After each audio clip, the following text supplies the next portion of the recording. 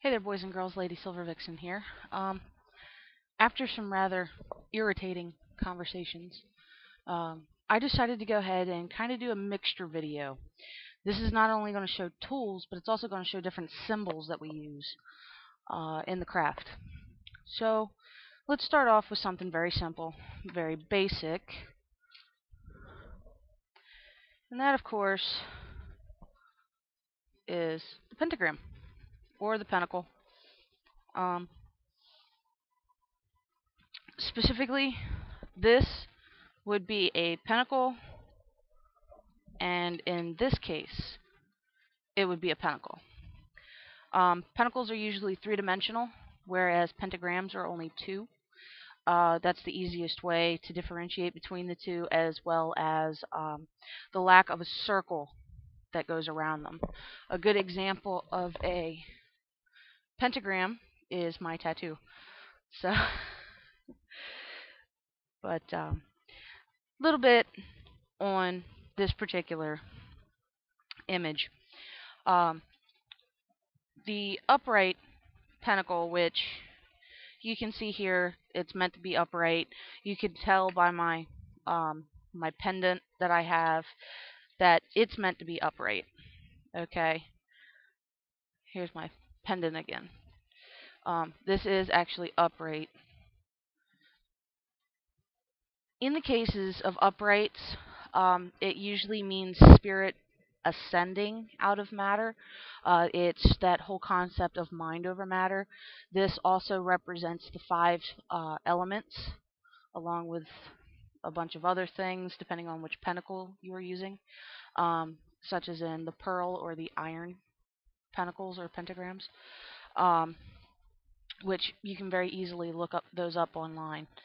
The five elements are fire, earth, air, water, and spirit. These are the five elements that are actually supposed to make up everything in the universe. The circle that goes around the pentacle, or the pentagram itself, is actually supposed to be a representation of the universe.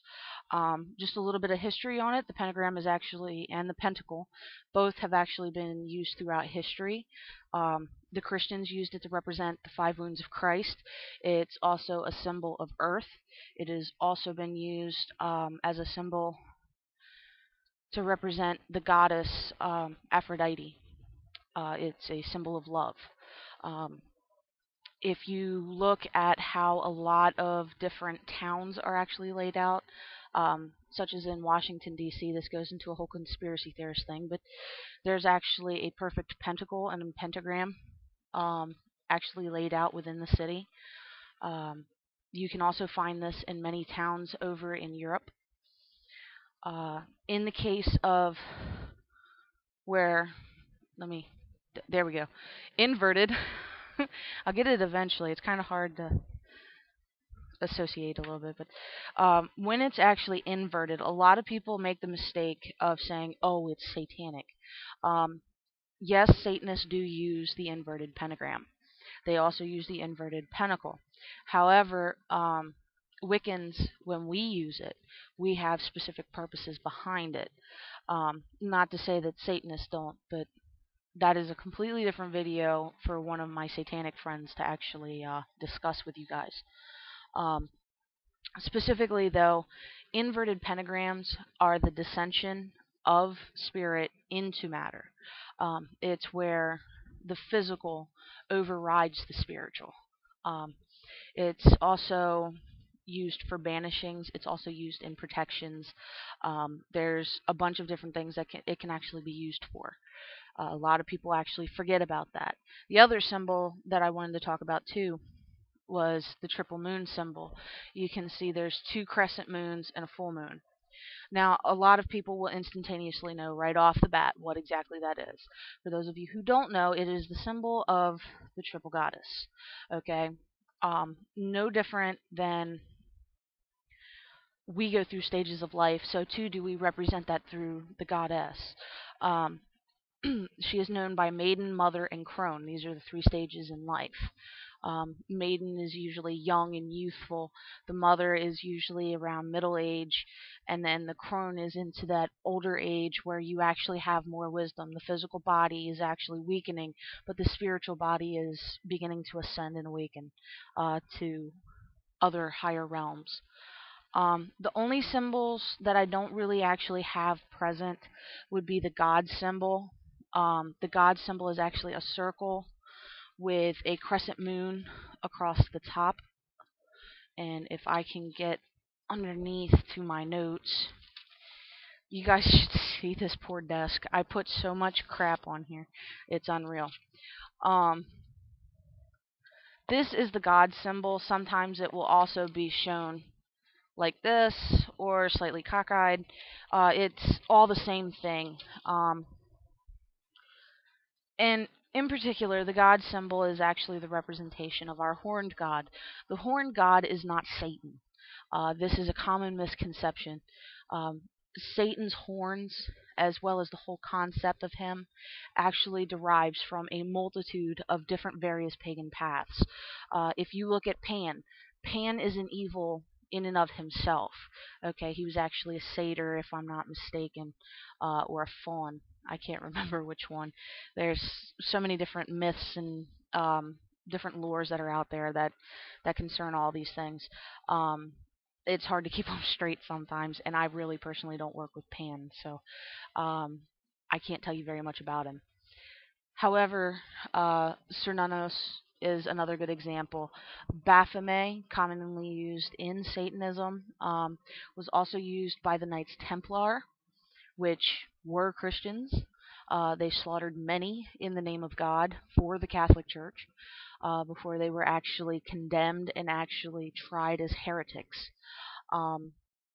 Baphomet, I actually used to have a statue of. I don't anymore, unless he's packed up in storage somewhere. But he actually represents mankind and beastkind living harmoniously. Before I started editing some of my videos, I used to have pictures of Baphomet in a lot of my different videos. Just type in Baphomet and look for full body images of him. He's usually portrayed with a goat's head, a womanly based torso, as well as well, actually it's more of a mixture between woman and man, because it kind of has the abs and the form of a man, but it's got the breasts of a woman, as well as the arms of a man, and of course goat legs. And you will usually find him in this position, where two fingers are pointing up, two fingers are pointing down, and that represents as above, so below. Another video, but very easy to find information on. The next symbol I wanted to talk about is the candle. This is a tool, yes, just as this is. This is actually an altar tile to represent Earth for me. It's actually my representation of Earth on the altar. This is also another representation of Earth because of the color, but this also represents fire. Candles have been used off and on throughout the centuries by pretty much every religious faith that's out there. Candles are actually, in Wicca, they represent a lot of different things. Candles can represent the element of fire. They can represent the eternal spark that gives us life. They've also are pretty good for doing prayers, as fire is very fast acting and heat rises, so any prayer that you say or any spell that you say will actually rise rather quickly, and will actually go out to the universe or to the creator, depending on what you're doing. Speaking of prayer real quick though, many pagans forget this. Prayer is perfectly fine. I pray all the time. Usually over candles. I send healing energy through candles. And like I said, candles can be used for a lot of different things. So don't limit yourself with candles. Candle magic is very interesting, to say the least, if you really get into it. One of the other symbols, I'm just trying to push through this very quickly, guys. I'm sorry. I'm trying not to kill you all to death with long videos. The cauldron, this one here is a 3-legged cast iron cauldron. And then I also have my other cauldron, again 3-legged, and this is bronze. The cauldron actually represents the goddess. Um, it's the symbolism of the womb. It's eternal life. There's a lot of different titles that have been given to the cauldron, as well as a lot of history. If you actually go back into Celtic history, or as some people pronounce it, Celtic, um, if you go back into that history, you'll notice that the goddess Breed, um, or Bridget, as some of them call her, there's a lot of use for the cauldron, especially in the wars where people were dying. They'd throw them into the cauldron, they'd be reborn. They'd be running short on food, the last remaining food into the cauldron, and boom, you have a harvest and a very bountiful feast to feed from, and it was enough to feed the army continuously. So there's a lot of symbolism behind that. Nothing negative. It's also a representation of water. Another representation of water is the chalice. This is my fairy chalice. Um, and here's another example. This is actually from a friend of mine. Chalices, again, represent the goddess, no different than the cauldron. They're also elements of water. You can find chalices in a bunch of different forms. They can be as simple as a cup. So you don't have to get all ritzy and fancy with it. The next one is the wand. There's nothing evil or negative about the wand. The wand is actually, depending on which tradition you follow, it's either air or fire. For me, it was always air. And I've always associated it with the feminine. There's a lot of different people who actually associate it with the masculine. Like I said, it depends on the tradition. This particular tool is strictly for focus and energy direction. You will focus your energy down from the heart to the palm, from the palm where you hold the wand, down and through, and then out at the very tip, directed at wherever it needs to go. If you are short a stick or a dowel rod, you can use your finger. Very simple, very elegant, very to the point. The Athame.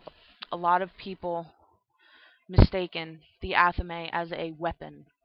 The Athame is not a weapon. Okay, the Athame is strictly for directing energy.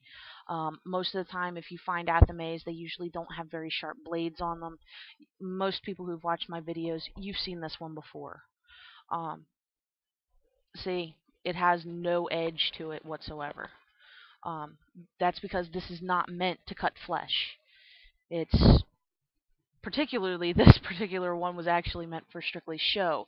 I use it as an Athame though because it has no edge. I can't cut myself, and it's actually very personal to me. It's one of the first Athames I have ever owned. I've had this for several years, and I love it right to death. But it's strictly for energy direction, no different than what the wand is. Okay, I still keep it in my sheath just in case. You never know, accidents happen. Just because the edges aren't sharp doesn't mean the point's not. So make sure when you're choosing an Athame, if you decide to buy one or somebody buys one for you, please remind them that Athames are not for like cutting anything other than energy. So it does not have to have a blade on it.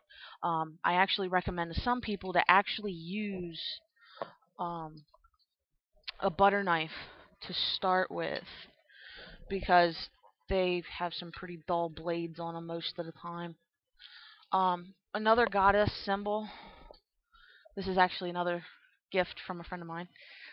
This is made out of clay. This is an actual embodiment of the goddess through a physical manifestation. In other words, it was handmade and a very dear gift to me to represent what the goddess actually stands for, more or less. As you can see, it's got like no form to it. There's no breast to it. There's nothing. It is just the spiral, which represents life, and her arms connected over her head. Okay? Which is supposed to represent her holding the earth and all creation in her arms. The next symbol and tool commonly confused with the Athame, the Boline. This is a white-handled knife. Athame is black-handled, although mine's not really black-handled. Athame, Athame has no edge. Boline does. This actually has a very nice, thin, fine edge, and I'm actually not going to try and prove this to you because I don't feel like cutting myself. This is for harvesting herbs. You're not supposed to use it to actually cut people. Okay? Again, not a weapon. You use this to cut herbs, cords, basically anything that you would like to cut with the Athame and can't. Okay? Don't cut people. It's not cool.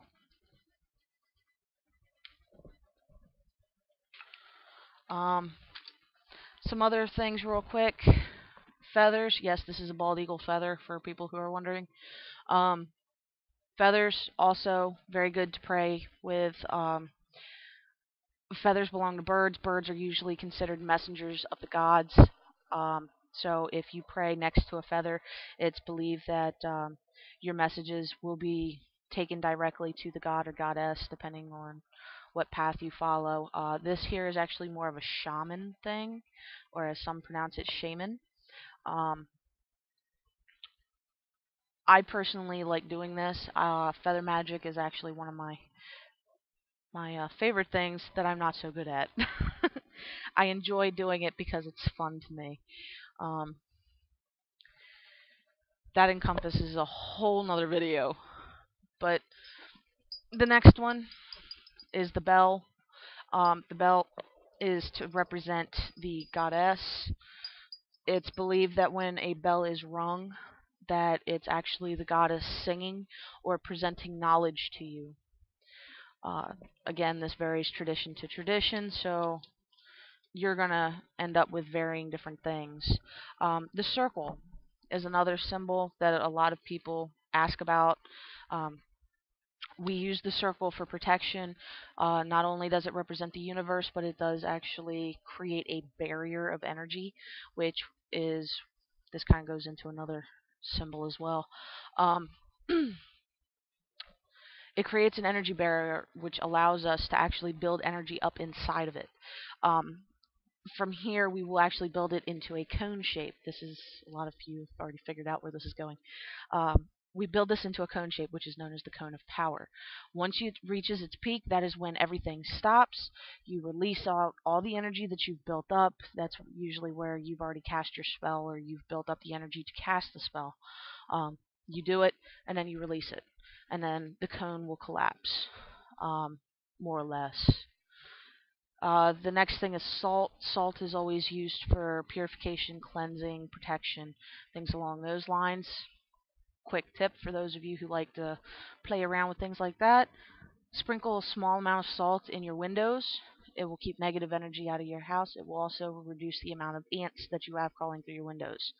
If there's a person that you feel very uneasy around, take a pinch of salt and throw it down at their feet. If they've come into your house, or if you're around them in a public place and you don't want them being near you, take a pinch of salt and throw it down at their feet.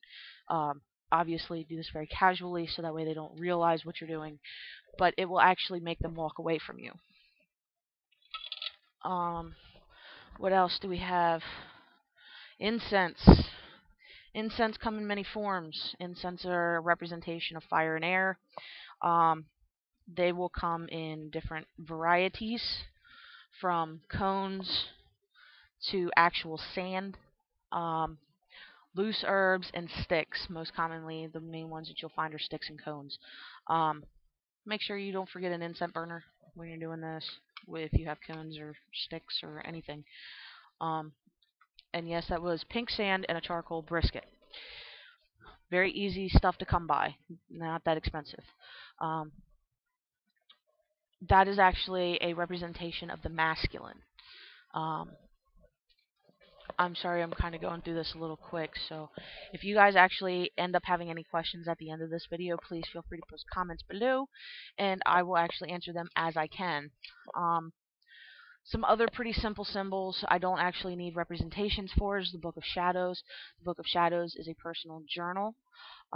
You write your spells, your rituals that you do. You put any knowledge that you gain, such as my articles, for instance. If you print those out, you can put them in your Book of Shadows. The workbooks that I actually give to people, you can print those out. It actually creates a Book of Shadows for you all on its own. It's experiences, it's potions, it's brews, it's herbs, it's stones, it's everything and anything. If you did a spell and it failed, you write down that, hey, I did this spell on such and such day, this is the exact spell, this is what I did, this is what I didn't do, this is what I think I need to do the next time I try it, this is why it failed. And then when you do it again, you go through. If it works, it works. If it doesn't, it doesn't. All this information goes into your Book of Shadows. Okay, I actually have like 6 or 7 Books of Shadows because I'm constantly gaining new information. Going on 13 years of being in the craft, and I'm still learning. I'm still collecting information. I'm still teaching new information, and I'm always looking for a new perspective. Cats are commonly associated as familiars. Cats are animals, so are black dogs or dogs in general. All animals are animals. They can add to the energy in a ritual, which a lot of people forget. Yes, they can be familiars. However, in most cases, unless an animal actually comes to you and tells you that they're your familiar, then usually just because you have a pet, that doesn't mean that they're your familiar. And no, there is no spell to make an animal your familiar. Why would you want to force something of that level of that level of disrespect onto an animal that's not supposed to be yours to begin with, as a familiar? The other symbol and the last symbol, other than a pyramid that I'm going to talk about, is the besom. The besom is a broom. Literally translated, it means broom. Broom is kind of a mixture between masculine and feminine, depending on, like, no different than the wand. This actually sweeps away not only physical dirt, but spiritual dirt as well. If you ever hear anybody tell you that your broom is not supposed to touch the ground, smack them. I'm not for violence, but please do us all the favor and smack them. Your broom is supposed to touch the ground. Okay? That's what a broom is for. You sweep with it. As you are sweeping with a besom, with a broom, you are actually cleansing not only physical dirt, but spiritual dirt as well. And if you don't want the broom to touch the ground, then it's going to cause you to actually have to visualize to an even further and in-depth level. The next thing I'm going to talk about is kind of a two-in-one deal. Geometric shapes, kind of in general. This is a pyramid, and I can't remember if it's adventurine or if it's fluorite. It feels like fluorite to me. It's very healing. It very well could be adventurine. I thought it was unique because it kind of has the common day white at the top and then regular color at the bottom, kind of like the Egyptian pyramids do. Caught my attention instantaneously. When it comes to the different geometric shapes, each one actually represents something different. I prefer to use my pyramids, my spheres, anything that I actually have, as well as points, to actually create different types of vortexes or vortices. These are actually spinning energies that will actually help heal as well as protect. I never use my vortices for any other reasons other than healing and protection. There's no other point. I mean, there's no point to use magic to cause harm to other people. And it harm none, do what ye will. Pretty simple. I mean, it doesn't take a rocket scientist to figure that out. there's a lot of other symbols in the craft that you'll see throughout your time, such as the abalone shell, fairies, um, staves, roses, anything can actually become a symbol, so long as you give it that symbolism. Symbols are symbols because people give them power. That's what makes them a symbol. Um, so it's something to bear in mind. Um, like I said, though, if you guys have any questions, please feel free to message me. I've already hit 25 minutes. I was trying to make a 15-minute video. But hey, you know what? I love making videos for you guys. I love the positive feedback. I also love the creative criticisms that I get for future videos. And a lot of you have noticed that I am no longer reading online. Um, I am still writing my articles. For those of you who are interested, please go ahead and pop on over to secretsofmagic.com/main. Okay? Or I'm sorry, it's secretsofmagic.org, not .com. So check out secretsofmagic.org/main and talk to some serious practitioners. I'm on there. My videos are on there. My articles are on there. There's a bunch of experienced practitioners on there. Give them a check out, alright? This is Lady Silver Vixen. I'm signing out. And don't forget, if you have questions, please post below or message me. Thank you. Signing out.